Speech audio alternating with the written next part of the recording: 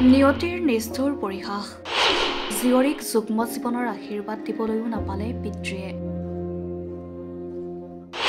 কন্যাদান কৰাৰ পূৰ্বেই চিৰদিনৰ বাবে চকু মুদিলে পিতৃয়ে ৰভাথলীত মাথো এতিয়া কান্দোনৰ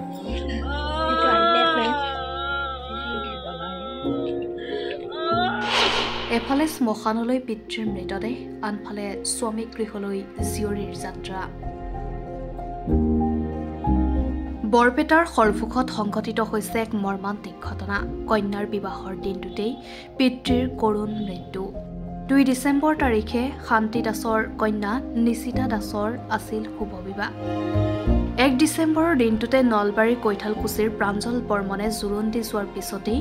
নিশাৰ ভাগলৈ অসুস্থ হৈ পৰে কন্যাৰ পিতৃ শান্তি দাস পৰিয়ালটোৱে নিশাৰ ভাগতে সৰভোগ সমূহীয়া স্বাস্থ্য কেন্দ্ৰত ভৰ্তি কৰে যদিও উন্নত চিকিৎসাৰ বাবে শান্তি দাসক চিকিৎসকে বৰপেটা মেডিকেল কলেজ হাস্পতাললৈ প্ৰেৰণ কৰে কিন্তু বৰপেটা মেডিকেল কলেজ হাস্পতালত চিকিৎসা আৰম্ভ কৰাৰ পিছতেই নিষ্ঠুৰ নিয়তিৰ ওচৰত হাৰ মানে শান্তি দাসে নিয়তিৰ নিষ্ঠুৰ পৰিহাসৰ বাবে পিতৃ হিচাপে শান্তি দাসৰ কৰা নহল জীয়ৰীক কন্যাদান কইনা বিদায়ৰ পৰিৱৰ্তে পিতৃক চাঙিত তুলি লৈ যোৱা হল শ্মশানলৈ এই দুৰ্ভাগ্যজনক খবৰটো লাভ কৰাৰ পিছতে নলবাৰী দৰা আৰু সৰভোগৰ নিজ দমকা গাঁৱৰ কইনাৰ পৰিয়ালটোৰ মাজত লাগে হাহাকাৰ কইনা নিশিতা দাসৰ বিবাহৰ ৰভাথলী কইনাৰ সাজ অভ্যৰ্থনাৰ বাবে ৰাইজক খুৱাবলৈ অনা খাদ্য সামগ্ৰী তেনেদৰেই পৰি ৰল ৰান্ধনীঘৰত আজি পুৱা বিবাহৰ ৰভাথলীতেই আত্মীয়ৰ কান্দোনৰ ৰোল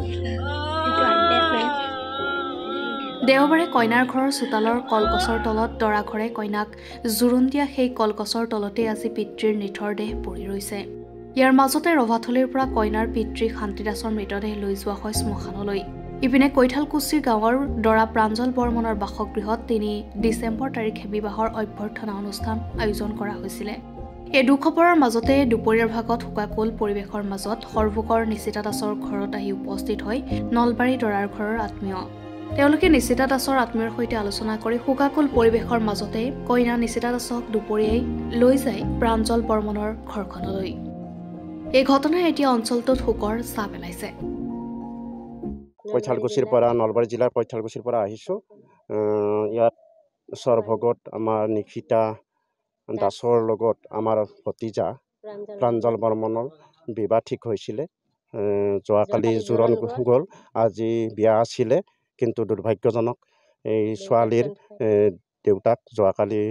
আবেলি 6 বজাত ঢুকালে গতিকে বিভিন্ন মানুহে বিভিন্ন ধৰণৰ উপদেশ দি আগবঢ়াইছে কিন্তু আমি এটা বস্তুৱে আমি আগত লক্ষ্য ৰাখিছোঁ যাতে ল'ৰা কন্যাৰ নাইবা ছোৱালীটোৰ ভৱিষ্যতটো ল'ৰাৰ ভৱিষ্যত চাই বিবাহখন সুকলমে